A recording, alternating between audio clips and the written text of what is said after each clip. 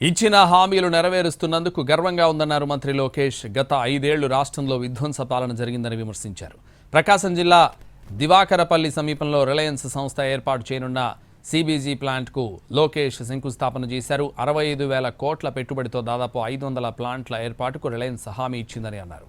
ఈ పెట్టుబడుల ద్వారా ఏపీలో 2,50,000 మంది నిరుద్యోగులకు ఉద్యోగ అవకాశాలు లభించబోతున్నాయన్నారు. ఆంధ్రప్రదేశ్లో ఈ కంప్రెస్డ్ బయోగ్యాస్ ప్లాంట్స్ పెట్టేందుకు ఈరోజు రిలయన్స్ ఇండస్ట్రీస్ ముందుకు వచ్చింది.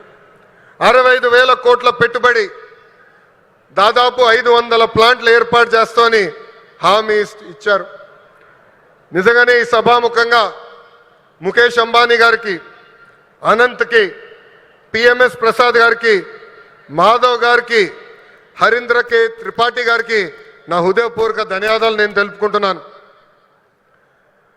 ఈ పెట్టుబడుల ద్వారా ఆంధ్ర రాష్ట్రంలోనే 2,50,000 మంది నిరుద్యోగ యువకులకి కూటమి ప్రభుత్వం ఉద్యోగాలు కల్పించబోతుంది.